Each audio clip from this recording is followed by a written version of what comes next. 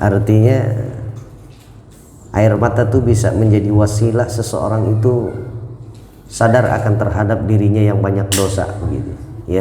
Jangan tetesin air mata saat kita nonton India, drakor dan lain-lain gitu kan ya. Ayo kita baca hadisnya bareng-bareng. Halaman 66, nomor urut hadis yang ke-81. Putusnya rizki. Silahkan yang baru datang ambil lembarannya, Pak Udin. Silahkan dibuka halaman ke-66, hadis ke-81.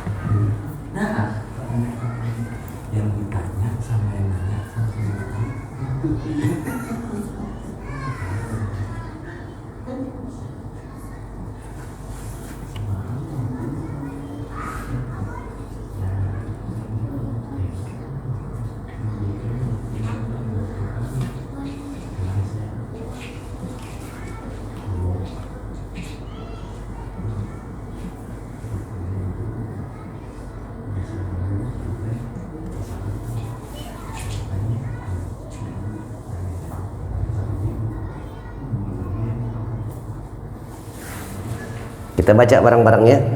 Bismillahirrahmanirrahim. Qala Rasulullah sallallahu alaihi wasallam, idza tarakal abdu ad-du'a lil walidaini fa innahu yanqati'u anhu ar-rizqu. Rawahu ad-Dailami. Silahkan baca. Aymar baca Mar, silahkan Mar. Langsung terjemahnya boleh. Allahumma shalli wa sallim wa barik alaihi wa ala alihi wasallam. Putusnya rezeki. Ya. Ija tarakal abdu du'a lil walidaini fa innahu yanqati'u anhu rizqu. Rawahu ad-Dailami. Apabila seorang hamba tidak mendoakan kedua orang tuanya, maka rezeki akan terputus daripadanya. Masya Allah. Riwayat Ad-Dailami. Ya, alhamdulillah. Cukup penjelasannya, nanti kita dengan uraian Anda. Para jamaah sekalian yang dimuliakan oleh Allah Subhanahu wa taala, hadis pada malam hari ini adalah hadis yang cukup menyentuh pada hidup kita. Setiap kita nggak ada yang terlahir tanpa orang tua, kan gitu ya. Nggak ada manusia keberadaannya di dunia tanpa dengan wasilah orang tua. Kalaupun ada, cuma Adam dan Hawa aja yang nggak punya orang tua. Adam dan Hawa. Selebihnya anak keturunan Adam dan Hawa, dia terlahir, dia muncul dengan wasilah keberadaan orang tuanya, seorang ayah dengan seorang ibu. Sehingga perlu kita ambil prinsip kehidupan kita adalah tentang bagaimana sikap dan perilaku kita terhadap kedua orang tua kita, dan ini diatur oleh Allah di dalam ajaran agama Islam. Coba para jamaah membongkar setiap ayat-ayat Al-Quran dari safhat ke safhat, dari lembaran ke lembaran. Ada perintah Allah Subhanahu wa ta'ala di dalam Al-Quran yang ketika Allah sebutkan perintah pertama, lalu kemudian biasanya disusul, dilanjutkan dengan perintah yang kedua. Dan itu selalu bergandengan, berendeng orang Betawi bilang. Contoh, aqimis sholata wa atuz zakah. Dirikanlah sholat, bayarkan zakat. Ada wawul atof mutlaqul jam'i, kata anak pondok bilang. Waw penyambung secara mutlak harus digabungkan. Maka orang yang mengerjakan ibadah sholat tapi tidak membayarkan zakat, maka tidak sempurna nilai Islamnya. Sebab rukun Islam ada 5, termasuk keduanya di dalam rukun Islam itu. Dirikan sholat, bayarkan zakat. Yang kedua, ada perintah Allah seringkali kita jumpai di dalam Al-Quran ketika kita tadarus, kita tilawah Al-Quran. Ati'ullaha wa ati'ur Rasul. Coba tuh. Taati Allah, taati pula Rasulullah sallallahu alaihi wasallam. Taati Allah dengan segenap dan seluruh, secara sempurna. Apa saja yang Allah perintahkan tertuang di dalam Al-Quran ataupun ada hadis qudsi namanya. Wa ati'ur Rasul. Taati setiap apa yang diperintah oleh Rasulullah. Biasanya muncul pada keterangan hadis-hadis Nabi besar Muhammad sallallahu alaihi wasallam dalam bentuk contoh, suri tauladan, perilaku Nabi, ucapan Nabi. Taati. Ada pula yang ketiga, u'budullaha wa la tusyriku bihi syai'a wa bil walidaini ihsana. Sembahlah Allah, jangan sekutukan dirinya, dan berbuat baiklah kepada orang tua. Sering nggak temuin tuh? Sering nggak baca dalam Al-Quran begitu? U'budullaha. Nah, contoh, wa qadha rabbuka alla ta'budu illa iyyah wa bil walidaini ihsana. Ditetapkan oleh Allah kepada kalian, Tuhan kalian, yakni Allah Subhanahu wa taala. Wa qadha rabbuka alla ta'budu illa iyyah.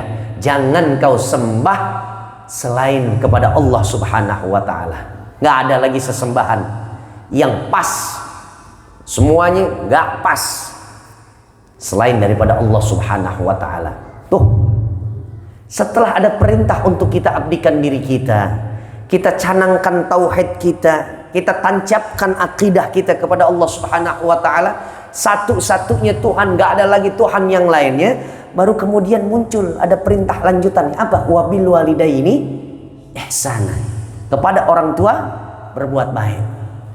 Biasanya kalau kita jadi bawahan, terima perintah, instruksi dari atasan kita, dikasih memo nih misalkan, dikasih surat perintah. Surat perintah ada 4 poin, ya. Perintah pertama, perintah kedua, perintah ketiga, plus perintah keempat. Biasanya perintah pertama itu menduduki adalah perintah yang prioritas untuk dijalankan.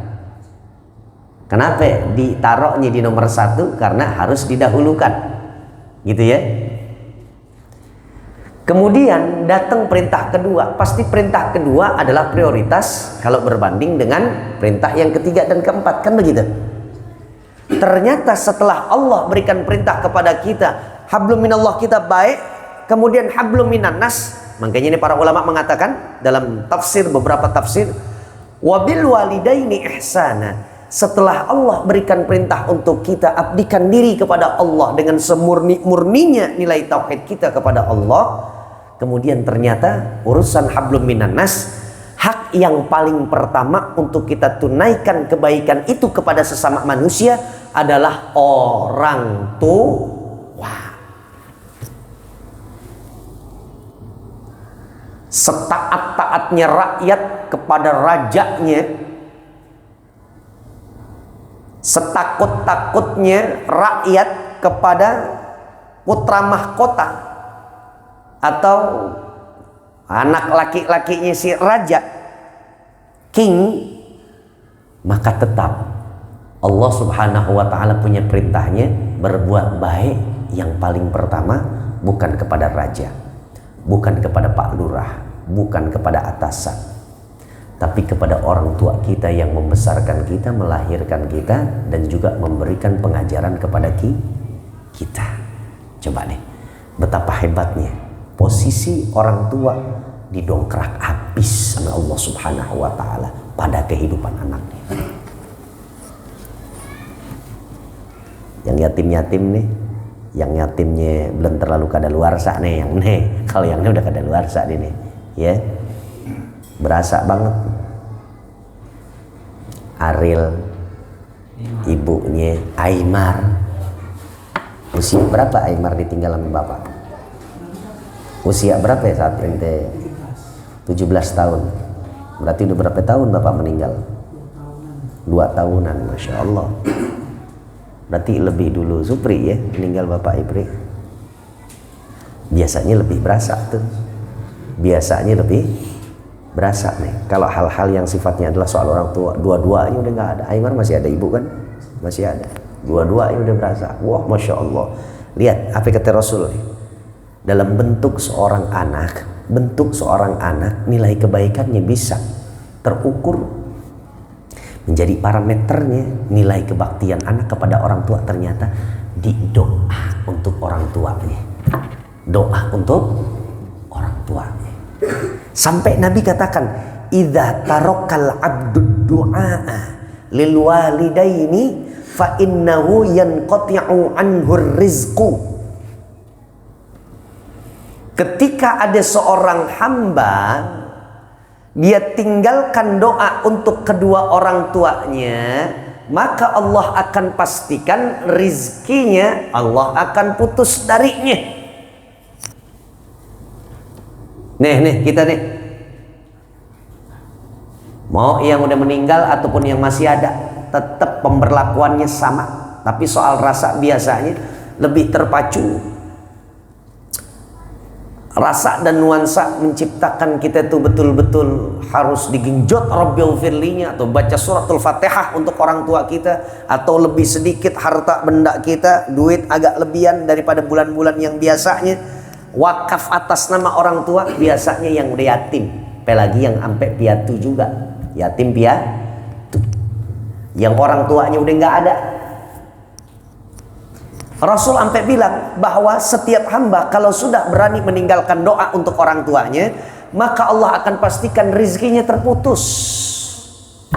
Rizkinya terputus. Paling enggak seret dibikin oleh Allah Subhanahu wa taala. Ledeng, tahu ledeng enggak? Tahu ledeng kan keran? Kan keran tuh ada peringkatnya. Ya. Ada volumenya. Yang bisa ngatur volume, yang biasa, yang muter, ya enggak? Buka sedikit kecil, buka setengah ya keluarnya setengah, lebih besar daripada yang awal tadi. Begitu dibentokin kenceng nggak? Kenceng. Apalagi suplai airnya deres lagi. Anak yang baca Rabbighfirli bukan yang 15 kali doang. Nah itu yang setiap hari. Jangan ngerasa udah bakti kalau cuma 15 doang. 3 kali subuh, 3 kali zuhur, 3 kali asar, 3 kali maghrib, 3 kali isya. Berasanya anak yang paling bakti? Belum. Para guru-guru kita mengatakan begitu. Jangan ngerasa bakti dulu. Kalau Rabbighfirli kita, apalagi orang tua udah nggak ada. Orang tua udah nggak ada. Jangan ngerasa bakti sama orang tua atau merasa cukup dengan doa kita yang cuma 15 kali dalam sehari semalam. Untuk orang tua kita baca Rabbighfirli. Subuh, zuhur, asar, maghrib, isya masing-masing 3.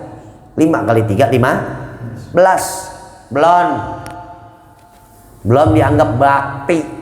Ukurannya orang-orang tua dulu kita tuh. Tapi kalau udah nggak sampai lagi nih lisan kita, sampai udah keluh banget, udah sampai kaku banget, Rabbighfirli wali walidayya, Rabbighfirli wali walidayya, apa-apa pokoknya Rabbighfirli, apa-apa pokoknya Rabbighfirli. Silahkan deh. Ya. Bukan untuk menanamkan ujub dalam hati kita. Silahkan kalau ente pengen menginginkan diri ente sebagai anak yang bakti kepada orang tua, dirasa cukup, silahkan aja. Meskipun di mata Allah nggak juga kita mampu membayar kebaikan yang pernah dilakukan oleh orang tua kita. Apalagi ibu nggak pakai kita bayar kos tuh, ngontrak di rahimnya. Kali cuma 2 minggu, 3 minggu, 9 bulan 10 hari. 9 bulan 10 hari. Kecuali yang prematur lebih awal kali dia keluarnya. Ya, dijaga kemana-mana dibawa memak kita. Ya Allah. Belum lagi peranan orang tua kita yang laki, dicari duit, bau dia sampai ngelas. Udah berapa tahun dia ngelas tuh. Ya, ngedein si Ariel, ngedein si Arul, ngedein si kakak-kakaknya pada.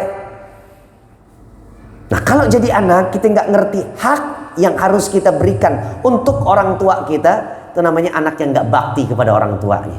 La haula wala quwata. Dan yang juga untuk saya nih, orang tua saya masih ada, alhamdulillah dua-duanya. Itu kurnia yang Allah berikan kepada saya sampai detik dan malam hari ini. Bilangan hari keempat, malam keempat, bulan Muharram 1448 Hijriah. Kehidupan saya masih didampingin amik kedua orang yang memang saya anggap teratas dalam hidup saya. Umi saya, buaya saya masih ada, alhamdulillah. Itu barangkali alasan kenapa Allah Subhanahu wa Ta'ala masih kasih saya nikmat yang sampai saat ini mungkin nggak diberikan oleh orang lain. Ada orang tua berasa panas di luar, kayak sekarang nih jam 9 setengah 10 aja naik banget matahari, terik, mencetar, betul nggak? Pokoknya keluarin deh tuh kasur tuh setengah 10 tuh, gebuk-gebukin deh tuh. Kalau yang masih kapuk ya, kalau yang godor sih udah nggak saya pakai di jemur-jemur nih. Masih ada tumbilanya, apa tumbila bangsat ya. Kan dulu digebuk-gebukin kan tuh. Enak. Cucian daripada kotor-kotor cuci, giling. Sekarang enak udah nggak pakai penggilesan, nggak. Pakai gilingan, mesin cuci, pakai listrik. Yang 2 tabung ada, yang 1 tabung ada. Pengeringnya juga udah ada, enak. Jemur. Ini kan gitu ya. Matahari ini lo agak menceter nih. Begitu pulang ngajar, kira-kira jam 1, jam setengah 2, lagi panas-panas nih, sampai di rumah ngelihat adik umi kita, ngelihat adik buyah lagi tidur-tiduran begitu. Ya Allah, berhasil langsung adem, Orang di luar lagi kehujan-hujanan, termasuk kita lagi lepek-lepekan, kedinginan, menggigil. Begitu masuk aja, buka pintu, ada buya lagi ngerokok, kelepus. Yang penting masih hidup, masih ada. Kita ngelihat langsung hangat. Ada orang tua tuh. Ya, tapi maaf ya, yang yatim-yatim bukan dalam rangka saya bikin iri dan lain-lain. Enggak. Pemicunya biar nanti Rabbil Firli aja deh. Makanya ada sahabat tabi'in. Ada seorang tabi'in yang bernama Iyas bin Muawiyah. Iyas bin Muawiyah ini seorang tabi'in.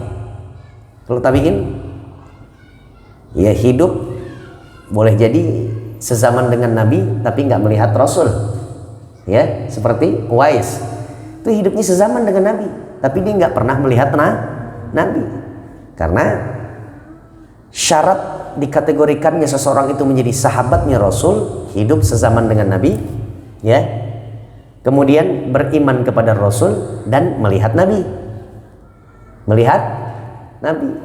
Kalau hidup sezaman Nabi kemudian melihat Nabi tapi nggak beriman kepada Nabi, ya sama Abu Jahal juga begitu.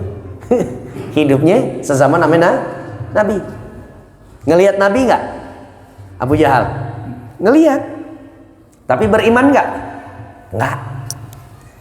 Nah, ada kategori tabi'in, dia hidup sezaman dengan Nabi, beriman kepada Rasul, tapi sedikit pun, sebentar pun nggak pernah melihat Rasulullah Shallallahu Alaihi Wasallam. Sama seperti Uwais Al-Qarni. Nah, ini ada tabi'in hidup setelah zamannya para sahabat yang bernama Iyas bin Muawiyah. Dia punya keutamaan di antara sahabat, di antara tabi'in yang lainnya. Nah, satu ketika peristiwa terjadi. Ibunya Iyas bin Muawiyah meninggal dunia. Iyas yang dianggap sebagai orang yang berilmu, dia juga mengajarkan beberapa para tabi'in yang lainnya. Ketika meninggal dunia, ibunya Iyas bin Muawiyah, ternyata Iyas bin Muawiyah banjir air mata. Nangis terseduh sedan. Sementara teman-temannya Iyas yang seringkali diberikan nasihat terbaik oleh Iyas, kemudian ada pelajaran-pelajaran agama juga, warisan dari sahabat dan Rasul disampaikan oleh Iyas kepada teman-teman yang lainnya. Akhirnya setelah penguburan ibunya, kemudian temannya ada yang bertanya kepada Iyas, Iyas, aneh ngelihat kemarin ente begitu terpukul banget ya saat ibu ente meninggal dunia. Ente nangis sampai kejer banget. Sampai hati ane gelitik, yes, jadi kayak orang nggak beragama, kayak orang nggak nerima atau nggak ikhlas, nggak ridho dengan ketetapan Allah. Kok ente sampai kayak begitu nangisnya Iyas? Apa jawaban Iyas yang mengunggah hati si penanya ini? Sahabat, asal ente tahu, demi Allah, saat ibuku meninggal dunia, ternyata Allah tutup rapat-rapat satu surga untukku. Kematian orang tua kita yang satu, ternyata yang awalnya saat masih hidup orang tua kita itu adalah peluang bagi seorang anak, celah yang begitu besar, kesempatan yang begitu lega buat seorang anak bisa memasuki surga dengan cara kebaktian dirinya kepada orang tuanya. Saat ibunya meninggal dunia, ketutup rapat itu surga. Jadi yang kutangiskan pada hakikatnya adalah bukan kepergian ibuku, bukan meninggal orang yang telah melahirkanku, bukan manusia yang dulu pernah nyuapin aku, cari makan buat aku, bukan. Tapi yang aku tangisi karena meninggalnya ibuku, sehingga Allah Subhanahu wa ta'ala menutup surga untukku. Artinya secara fisik udah nggak bisa lagi, namanya ibunya udah meninggal dunia. Kalau dulu ibunya masih ada, mungkin saat masih dalam keadaan sakit, yang beliin obat dia, yang gerusin obat dia, yang cariin bubur dia, kan gitu. Betul, secara fisik. Be, mau makan apaan be? Nya lagi kepengen apa? Gue sih nggak kepengen yang apa-apa deh. Kalau ada montong musangking deh gitu. Itu mah tinggi dong. Ya, tinggi. Pak RT dulu malam-malam nelponannya. Aku tidak habis dari mana begitu. Assalamualaikum Ustaz, udah tidur belum? Belum. Emang kita kalau malam terang mata, kita bilang begitu kan? Ustaz, ani sebentar lagi pengen pulang nih Ustaz, ani bawa duren nih sampai bekarung-karung, kata dia. Pre, kalau untuk duren bekarung-karung, loper aja ke yang lain, Pre. Kita bilang begitu. Dulu belum jadi RT. Dari mana itu, Pre? Habis dari pulang dari mana sih? Medan kalau nggak salah, pokoknya dari luar, dia habis dari luar kota begitu.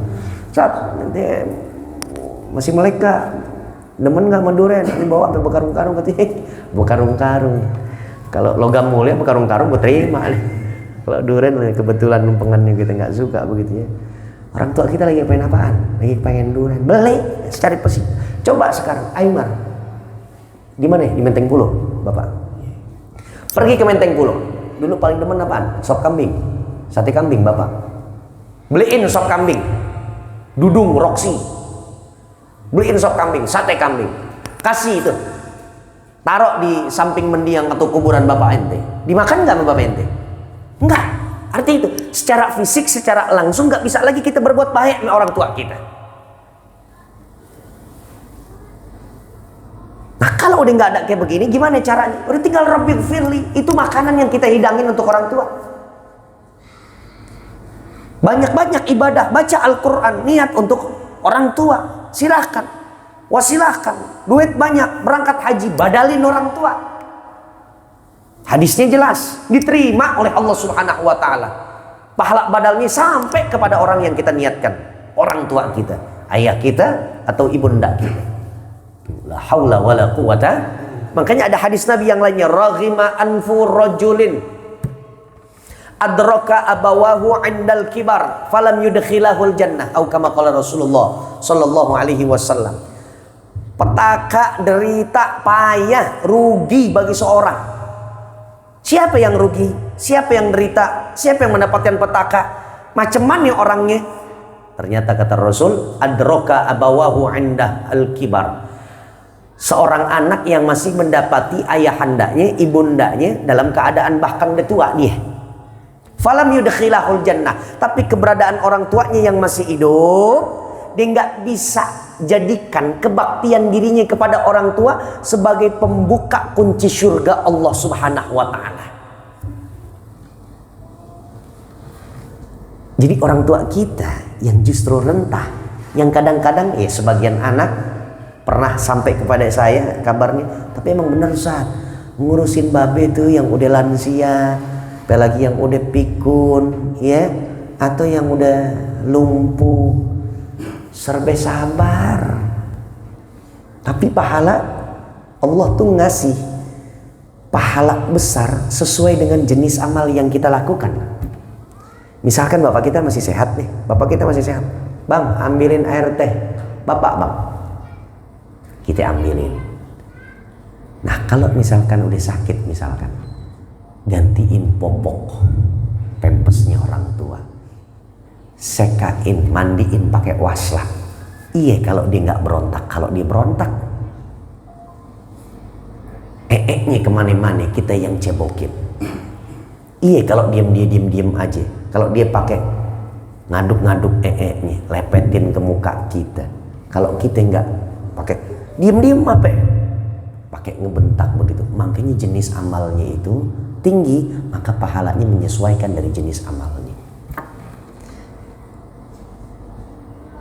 Sini lengkap kakinya nih, lengkap kakinya. Di beberapa tempat ada ngajar begitu. Ada jamaah yang jalannya keseok-seok, bukan karena kena stroke, tapi memang bawaan lahir begitu.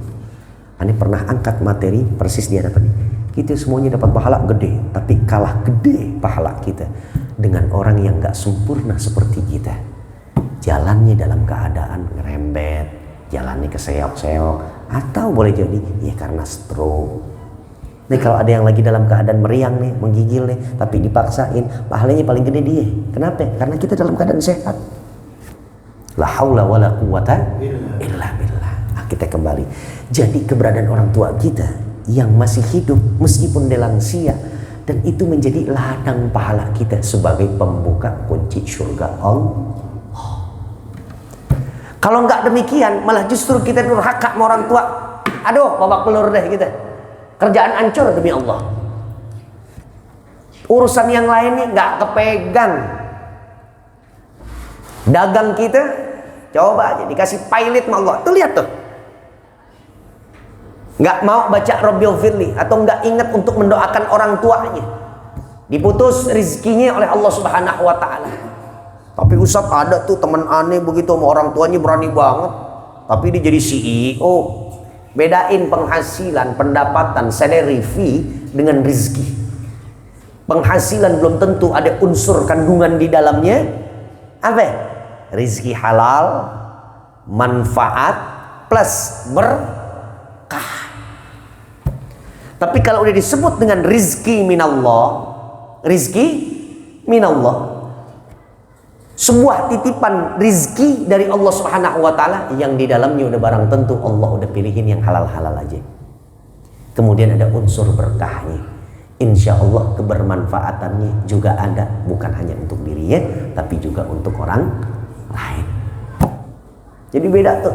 Jangan sampai ya lo maling ayam tetangga begitu dapat nggak digebukin sama orang. Alhamdulillah ini rizki minallah. Pale lo yang ngambil dari kurungannya. Betul, nggak bisa dibilang ini rizki. Bedain. Koruptor habis baru selesai ngorupsi, belum kesadap dia punya HP-nya nih, belum kebongkar dia punya kasusnya.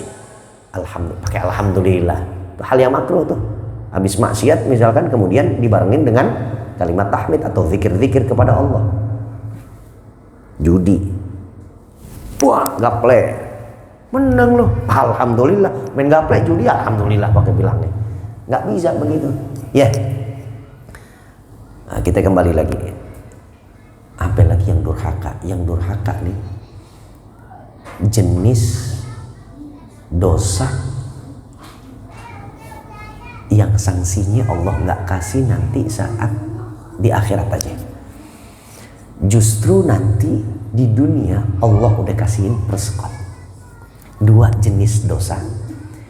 Bagi si pelakunya akan Allah kirimkan sanksinya, iqabnya, hukumannya, azabnya dimulai dari dunia. Enggak nunggu dia mati.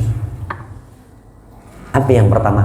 Al-baghyu, zina. Jadi sebelum di negeri akhirat Allah udah tetapin untuk diazab oleh Allah, dibakar di kuali neraka yang paling panas. Di dunia Allah udah bikin dia sengsara lebih dulu. Sengsara lebih dulu. Lo balik ke timur barat, barat ke timur, balik lagi begitu. Kalau belum taubatan nasuhan, belum ada kifarohnya, Allah belum maafin. azabnya Allah terus kasih. Setelah zina apa? Uququl walidain, durhaka sama orang tua. La haula wala quwata. Anak sekarang bilang kalau udah durhaka sama orang tua, udah nggak ada obat, nggak ada obat. Saya pernah dengar ada seorang faqih, guru fikih, saat menjabarkan di pelajaran fikihnya tentang bab salat. Bahkan setiap makmum, umpama makmum nih, kita semuanya nih makmum nih, yang biasa jadi imam di musolah kita, di tempat kantor kita, kerjaan kita, yang kita tahu dia ini adalah orang yang berani sama orang tuanya, durhaka sama orang tuanya, bahkan main tangan sama orang tuanya, ngomongnya kasar sama orang tuanya. Dia biasa ngimamin kita zuhur di kantor. Saya pernah dengar begitu, seorang fakih saat menyampaikan, fakih itu artinya orang yang ahli fikih ya, ketika menyampaikan uraian daripada hukumnya adalah makruh menjadi makmum kepada imam yang punya sifat durhaka kepada orang tua. Sholat kita jadi makruh. Baik ini artinya cari imam yang lain, jangan sholat di belakang dia. Dan kalau bisa cukup kenal dengan model anak yang demikian, yang durhaka nih orang tua. Jangan dijadiin teman setia, jangan jadiin CS kalau bahasa kita. Jangan. Kecuali kita punya misi tertentu, mau nyampein. Lo nggak boleh gitu dong sama orang tua lo. Lo gila lo. Lo mau cari apaan di dunia ini? Kalau ternyata kunci kebahagiaan orang tua lo itu, kunci kebahagiaan lo itu ada di orang tua. Kecuali kita punya misi begitu, deketin boleh, artinya dalam rangka dakwah atau ngajak, ngasih nasihat. Kalau enggak, tuh orang paling berani lo sama orang tuanya gitu, bal ayo bal, yo ya, say hello aja gitu, say hello. Dikhawatirkan sifat yang kayak begitu nepak, nular. Nular. Tidak hanya dikatakan seorang anak itu durhaka kepada orang tuanya saat bertolak pinggang ketika bicara di hadapan orang tuanya, atau meninggikan nadanya, atau dengan pandangan yang nanar, tidak bersahabat, seolah-olah galak. Tapi cukup dikatakan menjadi anak yang durhaka ketika seorang ibu atau seorang ayah melemahkan atau merendahkan suaranya di hadapan anak itu. Anak didurhaka tuh, Pak. Hanya karena anak nih kelihatan lebih berani daripada orang tuanya, dan orang tua ngerasanya jadi takut sama anaknya sendiri. Cukup dikatakan anak durhaka, padahal nggak nanganin, enggak. Babe ini dibilangin ya begini, naik tuh. Ya kan tadi babe kan nggak sengaja, udah kayak begitu, itu anak durhaka udah demi Allah. La haula wala quwata illa billah. Lupa aja baca Rabbighfirli ya, seharian lupa, nggak lagi 15 lagi gitu. Masih jauh daripada yang namanya bakti mana. Dan ingat, baru aba'akum tabarrukum abna'ukum. Apa yang membuat kita punya perilaku kepada orang tua kita, nanti Allah setting anak kita bakal begitu juga perilakunya kepada kita. Makanya berbahagialah kepada anak-anak yang pandai memanjakan orang tuanya. Kalau ada anak yang meratukan ibunya, merajakan bapaknya, Allah yang jamin rizki itu anak bagaikan ratu dan juga raja dibuat oleh Allah di dunianya. Karena kita bikin apa? Mak kita sebagai ratu bagi kehidupan kita. Artinya apa? Betul-betul kita servis banget, kita layanin banget.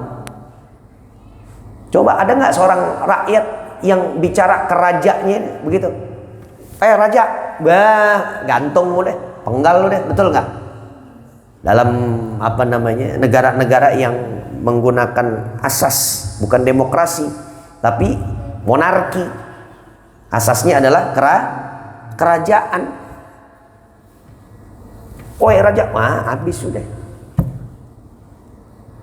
Nah, kenapa kita bisa berlemah lembut ngomong dengan raja begitu, tapi begitu sampai di rumah kita, orang tua kita omelin, kita dikte, kita hardik bahasanya, kita gertak. La haula wala quwata illa billah.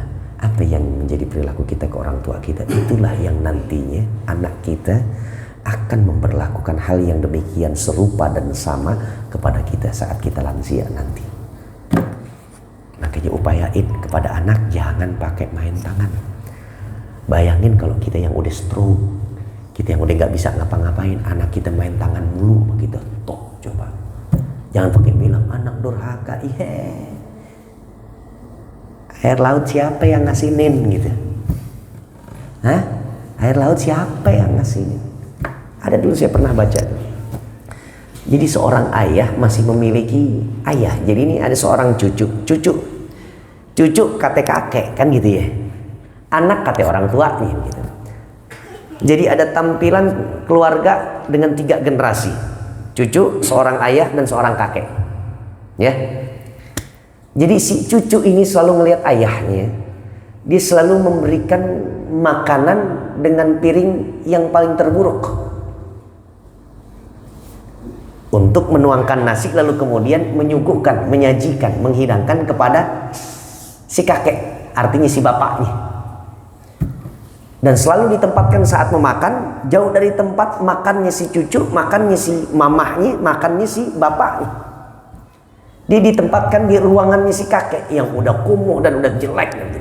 Nih cucu masih kecil-kecil kayak begini mungkin nih. Begitu kakeknya meninggal dunia, akhirnya beranjak. Yang bapak akhirnya udah lansia.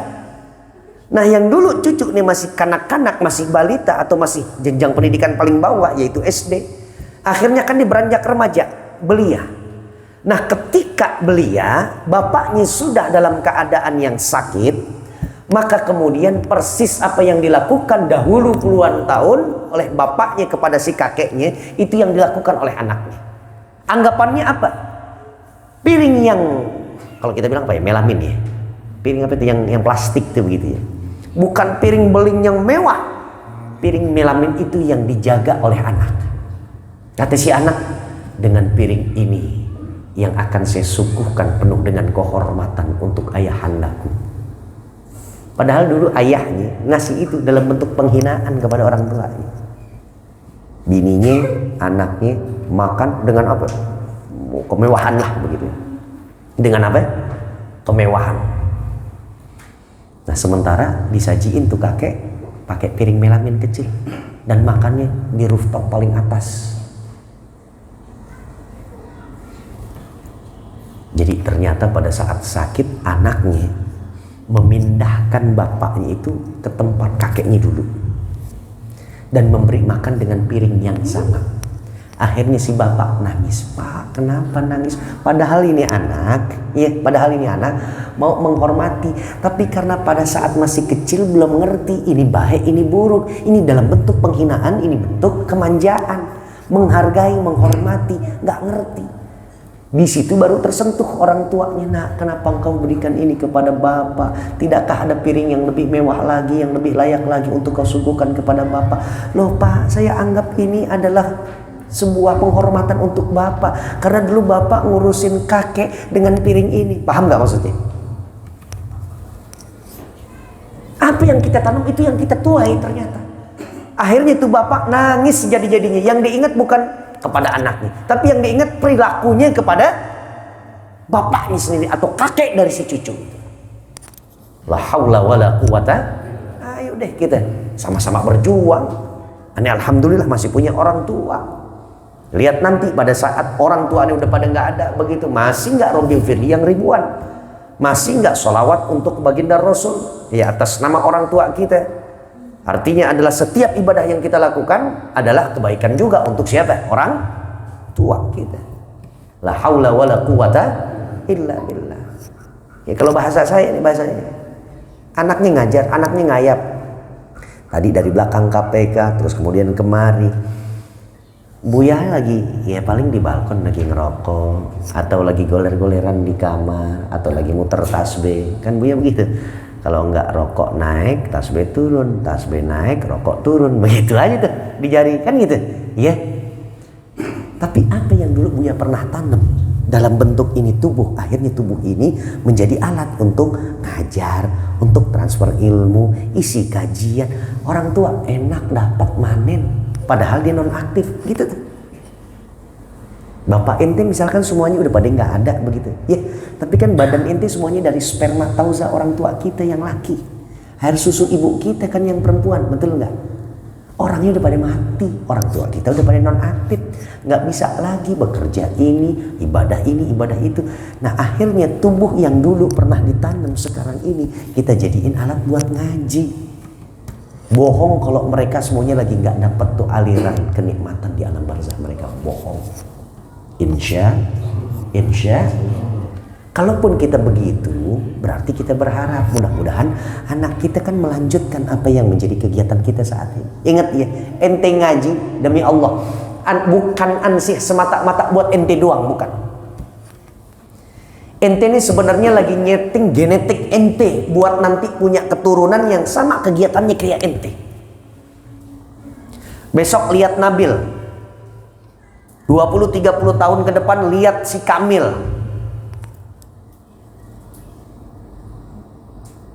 Pak Udin lihat nanti gimana? Ya sekarang Indonesia Arul aja, Arul udah kelihatan begitu ya. Ngaji, alhamdulillah. Jadi model yang kayak begitu ya. Kapan waktu dia mau mati, asalnya anak istiqomah ngejalanin apa yang biasa dilakuin sama orang tuanya, aman. Jadi ingat, kita ngaji sebenarnya bukan untuk kita doang. Bahkan banyak sektor yang akhirnya berdampak juga positif dari kita ngaji. Apa namanya? Aura rumah tangga kita jadi baik. Karena kan ketenangan dari tempat ini nih. Terus kita bubar nih, masuk ke rumah kita masing-masing kan. Aura ketenangan akhirnya dapat juga. Mensterilkan sesuatu yang jelek. Kita nggak usah pakai, di sini ada makhluk astral nih, ada. Nggak, kita ngaji. Tenang kita dapat, kebaikan kita dapat sampai di rumah. Ketenangan itu Allah rubah tuh. Yang awalnya kayak agak sedikit ngambek-ngambek misalkan nih, bini di rumah begitu, kita datang ngaji begitu, akhirnya ya udah deh, habis ngaji laki gue nggak jadi deh gue ngambek, malu juga dia ngaji sih soal begini. Coba kalau kita misalkan pulang habis dari latihan pedal, ya umpama habis futsal, umpama kita habis bulu tangkis, nah pulangnya 2:30, gimana nggak kesel kali ini? Ya nggak, umpama gitu ya. La haula wala quwata illa billah. Karena takut kelamaan akhirnya bini jadi marah, ya berarti kita juga cukupin juga deh kajian kita. Takutnya lo pulang malah jadi berantem.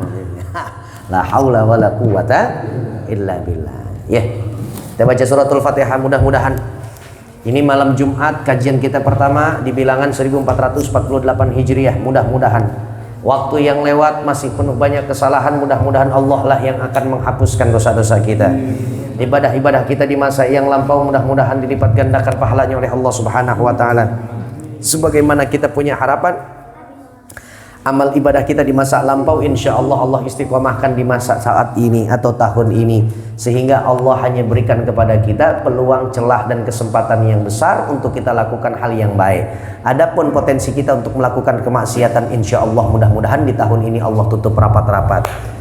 Dan kita berdoa mudah-mudahan segala bentuk surprise, kejutan dari Allah di tahun ini, semua apa yang kita minta kepada Allah yang belum kunjung datang di masa-masa yang lampau, mudah-mudahan di tahun ini kunjung nyata wujud, insya Al-Fatihah. A'udzu billahi minasyaitonir rajim. Bismillahirrahmanirrahim. Alhamdulillahi rabbil alamin, arrahmanir rahim, maliki yaumiddin. Iyyaka na'budu wa iyyaka nasta'in. Ihdinas siratal mustaqim. Siratal ladzina an'amta 'alaihim ghairil maghdubi 'alaihim waladdallin. Amin. Bismillahirrahmanirrahim. Alhamdulillahi rabbil alamin. Allahumma shalli 'ala sayidina Muhammad wa 'ala ali sayidina Muhammad. Allahumma inna nastaudiuka ma 'allamtanahu wa ma hafidnahu wa ma qara'nahu fardudhu ilaina 'inda hajatina ilaih. Bareng-bareng baca Rabbighfirli Rabbighfirli warhamhuma kama rabbayani shaghira. Rabbighfirli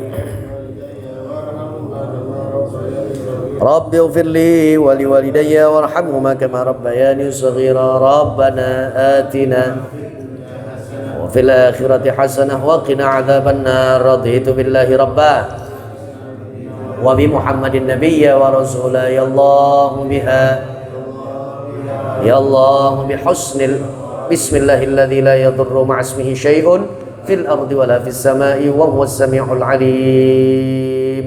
أفضل ما قلته أنا والنبيون من قبلي لا إله إلا الله لا إله إلا الله لا إله إلا الله محمد رسول الله صلى الله عليه وسلم.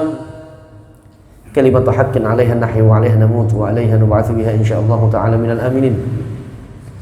وصلى الله على سيدنا محمد وعلى آل سيدنا محمد والحمد لله رب العالمين. ثم السلام عليكم ورحمة الله وبركاته.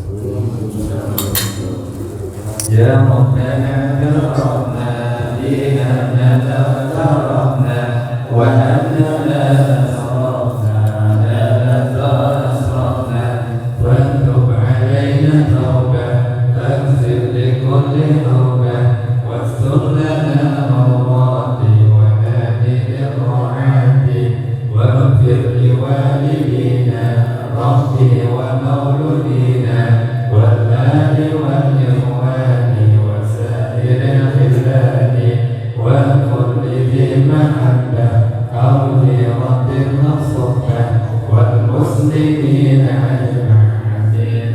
ربي أسمع فضلا وجودا منا لا باكتساب منا للمصطفى رسولنا بكل سوء صلى وسلم ربي عليه عند حمدي وآله وصحبه عداد الصحب والحمد لله بالبلد والتنادي والحمد لله رب العالمين.